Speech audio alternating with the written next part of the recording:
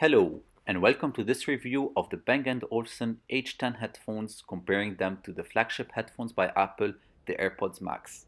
The AirPods have been around for quite a while, whereas the H10 headphones by Bang & Olufsen were just released a couple of weeks ago. Straight out of the box, the first thing I noticed with the headphones, the AirPods, is that they're very heavy, and at 385 grams, they were significantly heavier than the headphones of B&O or any other headphones I've actually used lately. And at 550 pounds, I must say that Apple did a poor job at designing the smart case, which we won't be discussing this time, as it's not worth it. Other than the smart case and the headphones, the box is kind of empty. There's not much in it except for the plasticky thing around the ear cups. And as you'd expect, Apple has removed the charger from the box, and the only thing they provide you with is a Lightning to USB-C cable and nothing else, which is expected of Apple at this point. So for anyone that would like to have a jack, then you'd need to pay £35 extra and buy an official one from Apple. The headphones themselves look like an Apple product, expensive looking and with a metallic finish. I must say they look much nicer than the pictures I've seen online. The mesh at the top, Apple claims, will spread the weight of the headphones around your heads. The telescopic arms, I must say, are cool, and they keep the pressure of the cups around your ear and make your headphones sound very nice.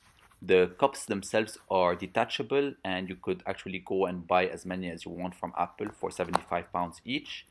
Other than that, there's not many buttons on the AirPods. You have one noise cancelling button slash transparency button on the right, and a crown similar to the Apple Watch one that I must say is one of my favorite features in the Apple AirPods. It sounds nice, and using them gives you this nice feel to changing the volume. The AirPods have 20 hours of battery life as Apple claims and can be charged in 1.5 hours.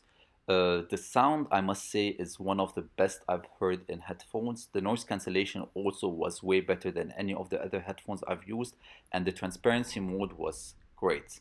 So I'll keep it to that for now, and we'll move on to the Bang & Olufsen headphones to see how the other one compares. Moving on to the H10 headphones, the second you open the box, you notice that Bang & Olufsen gives you more stuff for your money. At £450, £100 cheaper than Apple's headphones. The case looks more impressive, and when you unzip it, you get the H10 headphones unpacked right there. They look great and they feel great, and they just weigh 280 grams, 105 grams less than the Apple ones. Other than that, in the box, there's not much more except for two cables, a charging cable USB-C to USB, and another one which is a 3.5mm audio jack that actually doesn't come with the Apple one. So for £100 less, you're getting one extra cable and the same amount of stuff. The headphones themselves look very different from the Apple ones. Apple went with a more Apple look, minimalistic look, whereas B&O went for the traditional B&O look with the metal finish on the sides. The right one is actually a touch surface. By swiping right or left, you can change the volume or the music. On the right cup, you have a pairing button, and on the left, you have a noise cancelling and a button to answer phone calls. Other than that, the headphones look quite decent. They look solid, they look well built, and the telescopic arms are not as nice as the Apple ones, but they're still decent and do the job. I must say that I prefer the feel of them on my head. However, I must say that the cups are a bit smaller than the Apple ones, so after a while of usage, you can feel the pressure of the cups on your ear and your ears might start to hurt, so keep an eye out on that.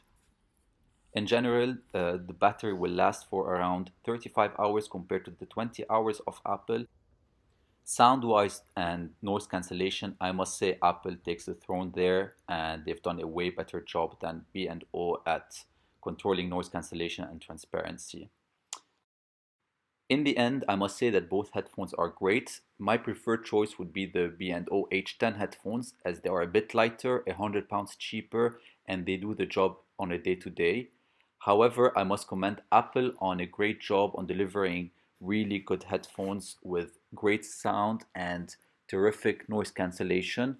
It's not the thing I'm looking for in my headphones, but if you were looking for that, then they're a great set of headphones. but maybe wait for V2 in a couple of years where all the problems that we discussed in this video would be solved.